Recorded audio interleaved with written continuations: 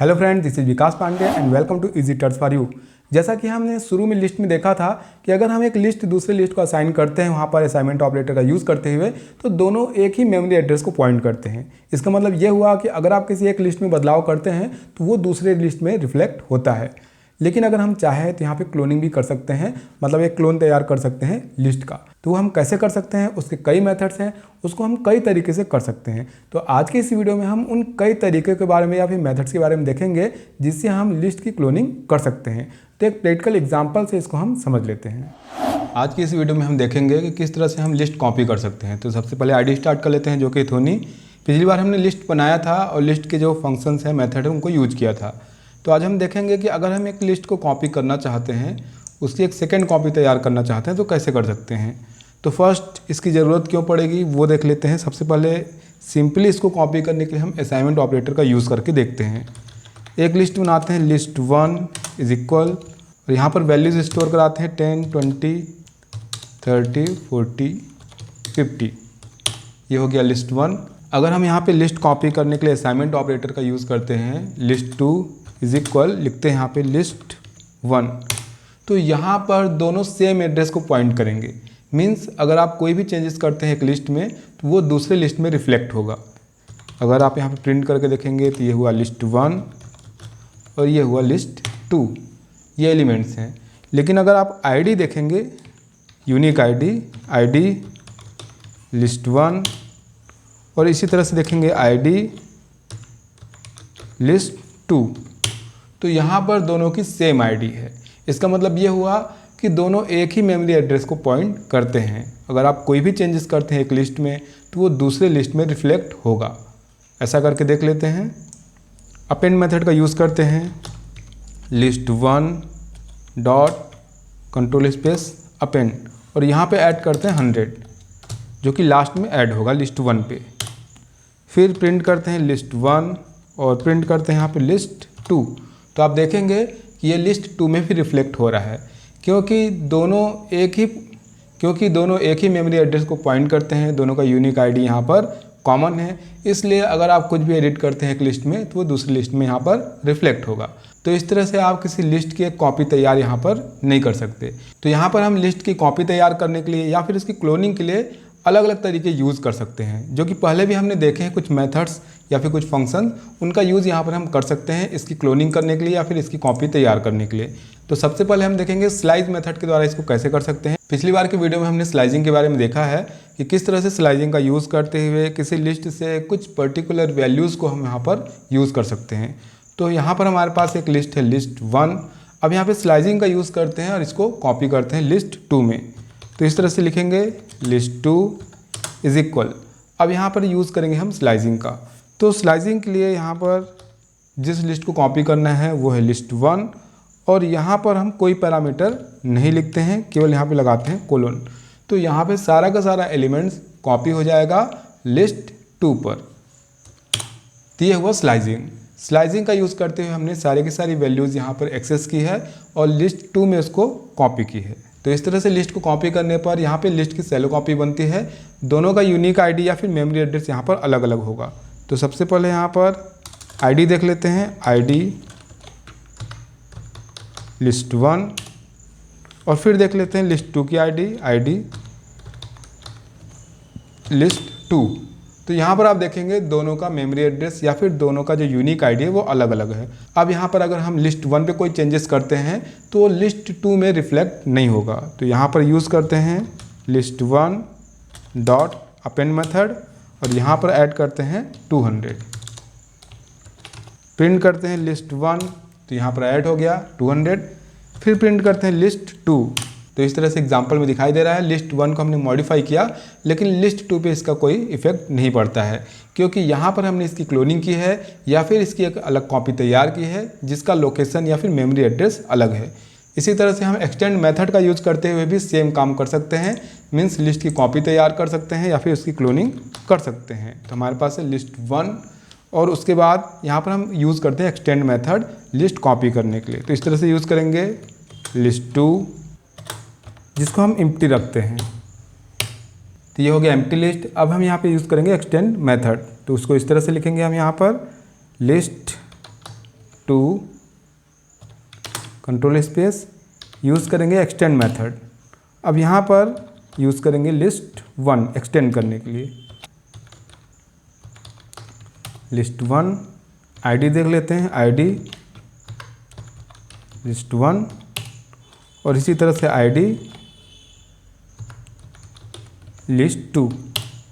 यहाँ पर दोनों की यूनिक आईडी अलग अलग है। मॉडिफाई करते हैं लिस्ट 1 को, तो लिस्ट 1 डॉट, इस बार यहाँ से कोई एलिमेंट या फिर वैल्यू रिमूव करते हैं, रिमूव 200। फिर प्रिंट करते हैं लिस्ट 1 और फिर प्रिंट करते हैं यहाँ पर लिस्ट 2। तो आप यहाँ पे देखेंगे लिस्ट 1 से हमने 200 रिमूव किया है, लेकिन लिस्ट 1 पर इसका कोई इफेक्ट नहीं पड़ा है क्योंकि यहाँ पर इसकी क्लोनिंग हमने की है या फिर कॉपी यहाँ पर तैयार की है। इसके बाद हम देखते हैं लिस्ट मेथड का यूज़ करके भी हम ऐसा कर सकते हैं। क्लियर कर लेते हैं यहाँ पर, और हमारे पास लिस्ट पहले से है लिस्ट 1, और यहाँ पे लिस्ट को कॉपी करने के लिए या फिर इसकी क्लोनिंग करने के लिए इस तरह से हम यूज़ कर सकते हैं लिस्ट मेथड, लिस्ट, और यहाँ पर जो भी लिस्ट कॉपी करनी है लिस्ट 1। तो यहाँ पर हमने लिस्ट मेथड का यूज़ किया है क्लोनिंग करने के लिए। प्रिंट करते हैं यहाँ पे लिस्ट 1 और आईडी देखते हैं, आईडी लिस्ट 1, फिर देखते हैं आईडी लिस्ट 2, और यहाँ फिर से रिमूव करते हैं लिस्ट 1 से, list 1 dot control space remove 100। Print करते हैं लिस्ट 1, यहाँ से रिमूव हो गया, लेकिन हमारे पास जो कॉपी है लिस्ट 2 वहाँ पर कोई इफेक्ट नहीं पड़ेगा, वहाँ पर अभी भी 100 है। एक्सटेंड मेथड या फिर लिस्ट मेथड का यूज़ करके हमने यहाँ पे देखा कि किस तरीके से हम लिस्ट की क्लोनिंग कर सकते हैं या फिर उसकी कॉपी तैयार कर सकते हैं।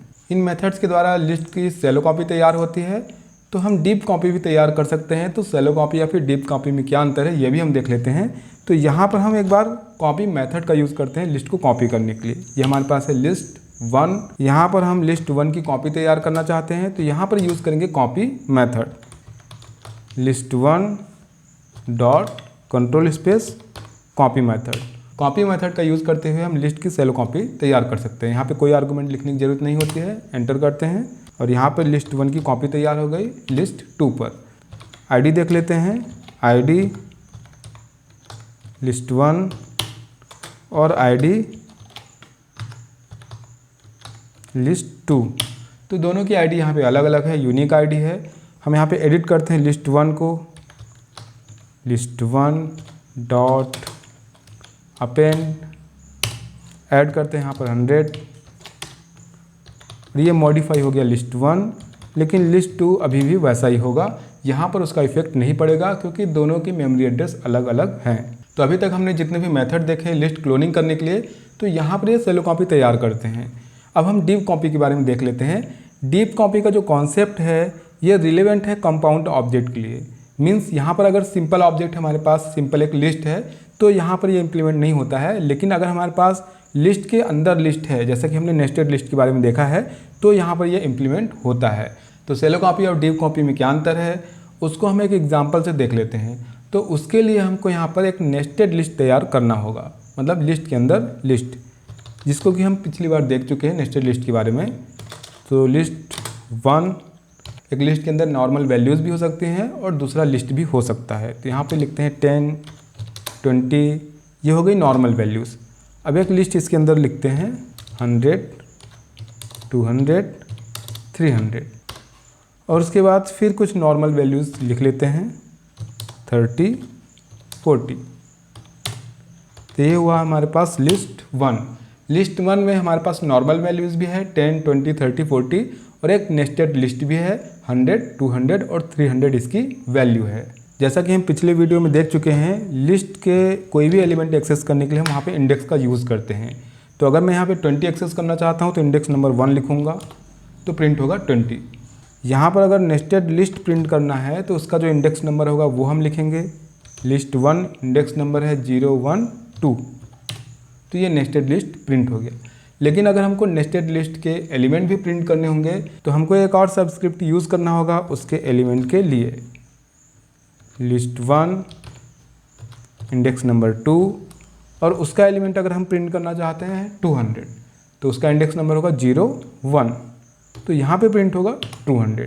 तो ये सब हम पिछली बार देख चुके हैं, तो इसको हम रिमूव कर लेते हैं पूरा, और जो लिस्ट है केवल उसको प्रिंट कर लेते हैं।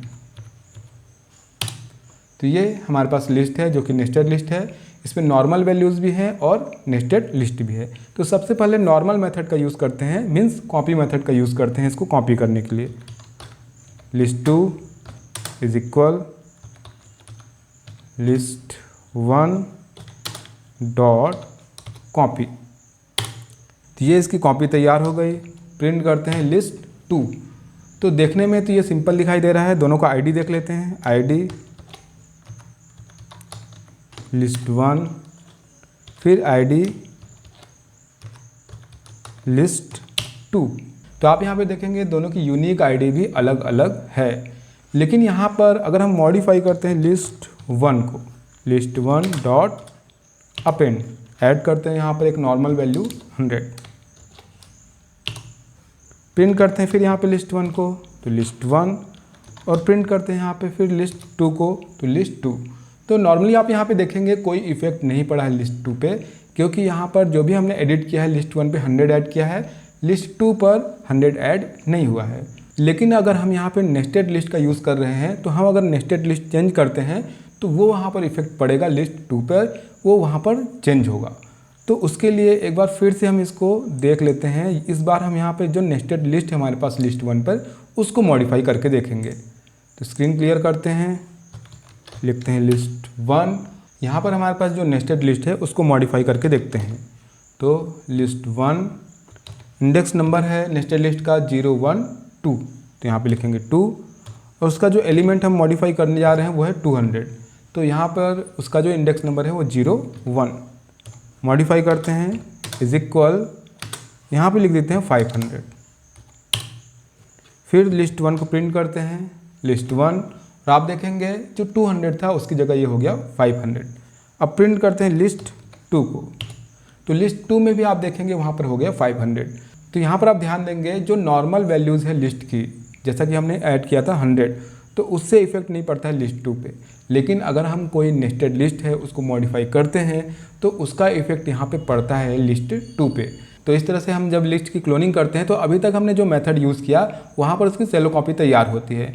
मीन्स अगर वहाँ पे नॉर्मल एलिमेंट्स हैं, नॉर्मल वैल्यूज़ हैं, तो वहाँ पे मॉडिफाई करने पे जो उसकी कॉपी होती है उस पर इफेक्ट नहीं पड़ता है। लेकिन अगर हम कंपाउंड ऑब्जेक्ट यूज़ कर रहे हैं, मीन्स जैसे कि यहाँ एग्जांपल में हम एक लिस्ट के अंदर दूसरा लिस्ट यूज़ कर रहे हैं, तो हमको डीप कॉपी तैयार करनी चाहिए, जहाँ पर अगर हम नेस्टेड लिस्ट को भी एडिट करते हैं तो उसकी जो सेकेंड कॉपी होती है उस पर इफेक्ट नहीं पड़ता है, जबकि सेलो कॉपी में इसका इफेक्ट पड़ता है, जैसा कि इस एग्जाम्पल में दिखाई दे रहा है। तो इसको क्लियर कर लेते हैं और इसकी डीप कॉपी तैयार करते हैं। तो डीप कॉपी तैयार करने के लिए हम यहाँ पर कॉपी मॉड्यूल का यूज़ करते हैं।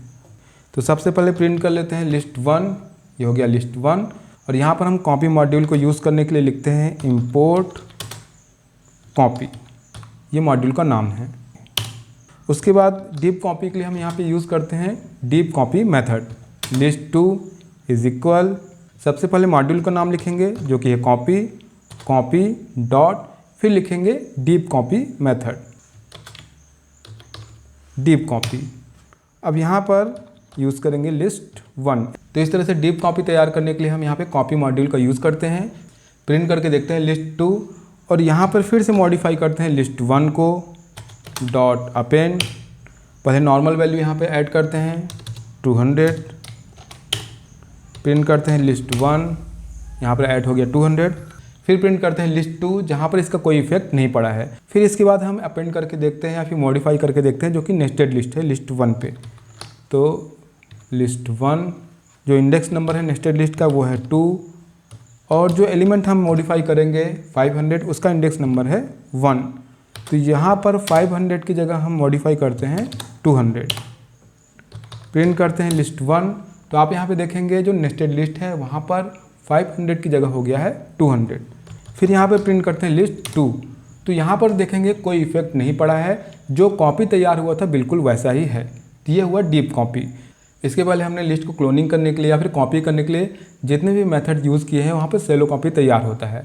अगर वहाँ पे नॉर्मल वैल्यूज़ है तो वहाँ के लिए वो ठीक है, लेकिन अगर हम यहाँ पर इस तरह से कंपाउंड ऑब्जेक्ट का यूज़ करते हैं, मीन्स एक लिस्ट के अंदर दूसरा लिस्ट यूज़ करते हैं, तो यहाँ पर हमको डीप कॉपी का यूज़ करना चाहिए ताकि उसकी ओरिजिनल कॉपी यहाँ पर बन पाए, जो कि एक कॉपी को मॉडिफाई करने पर दूसरा कॉपी यहाँ पर मॉडिफाई नहीं होता है। तो आज की इस वीडियो में हमने लिस्ट की क्लोनिंग के लिए या फिर कॉपी के लिए और सेलो कॉपी और डीप कॉपी में क्या अंतर है वो देखा। आगे हम इसी तरह से और भी इंपॉर्टेंट वीडियोस देखेंगे। तो आज की इस वीडियो में हमने क्लोनिंग के बारे में देखा कि किस तरह से हम क्लोनिंग यहाँ पर कर सकते हैं। इसी तरह से हम और भी इंपॉर्टेंट टॉपिक देखेंगे। आज के लिए इतना ही, मिलते हैं नेक्स्ट वीडियो में, तब तक के लिए बाय।